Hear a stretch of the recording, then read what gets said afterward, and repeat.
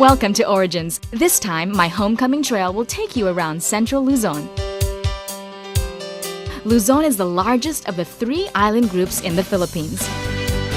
Since it covers so much land area, my road trip today will focus on some of the most important events of the year. Besides taking you out of Metro Manila, touring you around the countryside and agricultural sites. Plus, don't worry, we get to eat. Now, I've been doing a lot of internet research, and most sites are going to bring you to touristy places where paradise beaches await and high-end resorts offer first-class comfort. So, I'm trekking out here today in search of something different.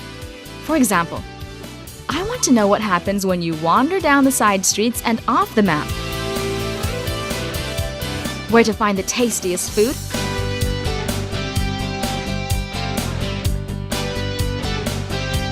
and where the origins of particular festivals begin.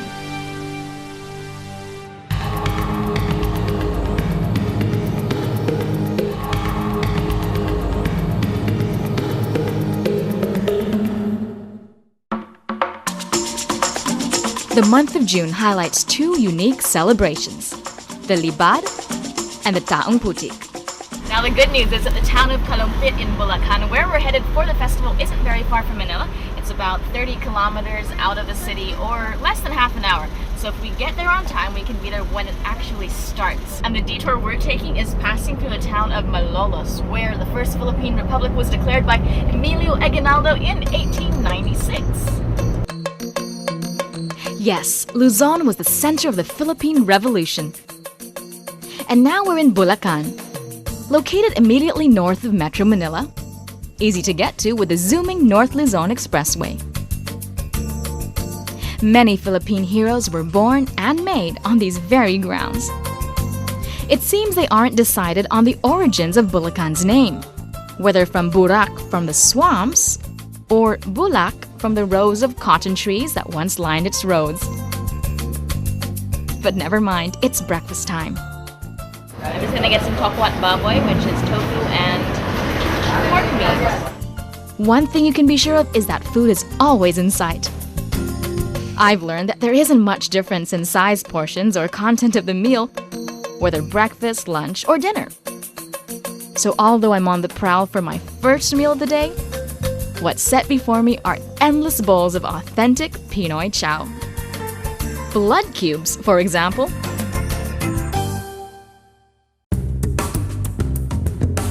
Time to get back on the road. It's nearing the Libad ceremonies. That's the famous river procession of Kalumpit, Bulacan. It happens annually on June 23, just a little after the year's cool, wet season begins.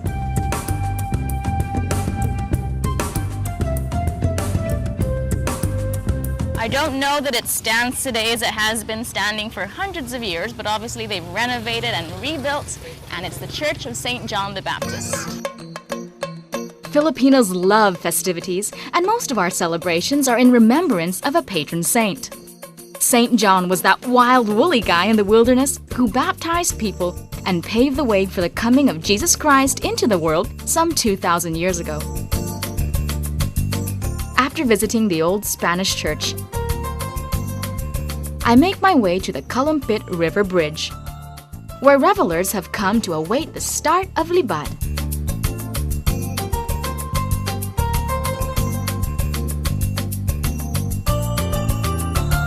The Kalumpit River has always been a source of life for its people ever since the days way back when it was the major route of trade and commerce here in the city, and it's still a center of action, as today everyone comes to the river to watch the procession of the pagodas come down. And a big part of the action here, the kids are throwing water off into the people down below, trying to get them all wet down there.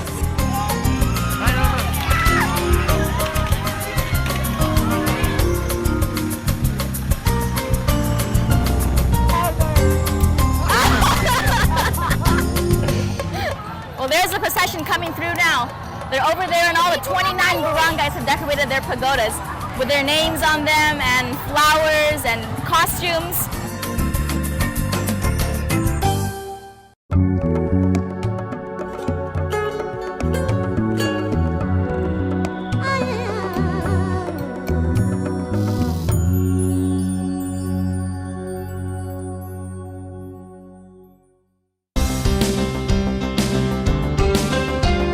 on with my road trip and past Mount Arayat in Pampanga Province.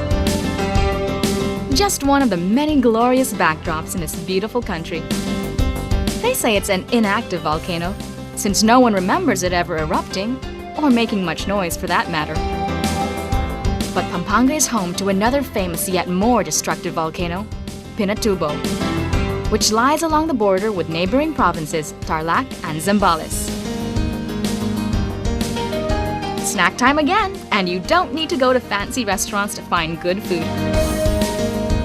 We found ours in a hole-in-the-wall type canteen, which looked like it was also a convenience store, pharmacy, and videoke spot. We made it to Pampanga just in time for a really nice, refreshing snack the Kapampangan way. My hosts today are Ate Marivi and her lovely sister Daisy, and they're showing me how to eat snack the real way with halo-halo, pancit, and sandwiches. And she says I'm not allowed to leave any leftovers. In fact, Pampanga is best known for its cuisine.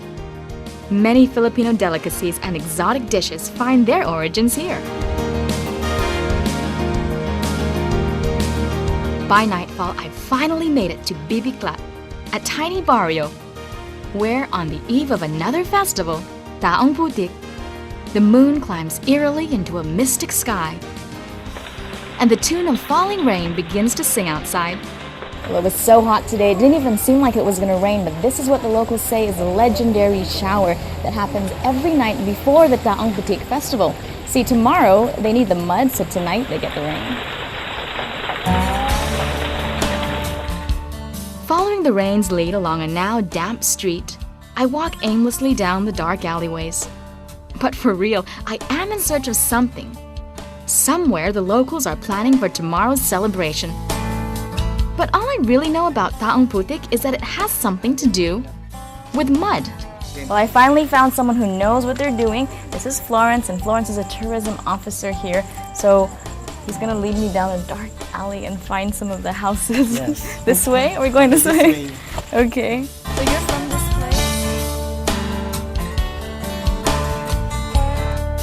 Here, behind a small house, we find a woman with leaves already set to dry. This is the costume people will wear tomorrow, in the tradition of St. John. What that has to do with him, I'm trying to find out for sure. And this woman tells me that after donning the leaves, she will walk to the church to pray for healing. She suffers from high blood pressure. So is there some kind of cleansing ritual and prayer for the sickness? How is it? High blood ako. So you've been doing this every year. And do you think it's helped your high blood pressure? It seems that the whole town will be dressed in the earth's clothing tomorrow. And it is not just the elderly who are fanatic about such beliefs and rituals. Hello, Banji. Hello. Hi, I heard you're doing this tomorrow. Yeah. And your friend Dory. Dory's here. How long have you girls been doing this tradition? Since 3 years ago. How about you, Dory? What is your reason for joining the procession? Health, good health sa family. I see. Dory and Banji demonstrate how they'll be dressed for the prayers tomorrow. Not in their Sunday best like typical churchgoers, but in the tradition of Taong Putik.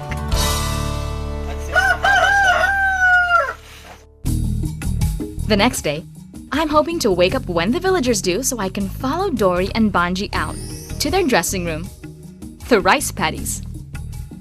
Okay, well, it's 4 o'clock in the morning and we're up before the roosters, but together with the pigs, I think. I hear them outside. And we're up early because Tito Gaya and Tita Gaya, attorney and his wife, are my host parents for the day. You're going to join the celebration today or the festivities, is that right? Yes, ma'am. I was wondering where the Taong Putik originated. Where is the basis of the mud? During the Japanese regime, when people were called or put in group by the Japanese army, they want to know the leaders, but they did not tell them the information. It rains very heavy. The people thought that it is the grace of their patron saint to cover them up or to save them to the rain. I see.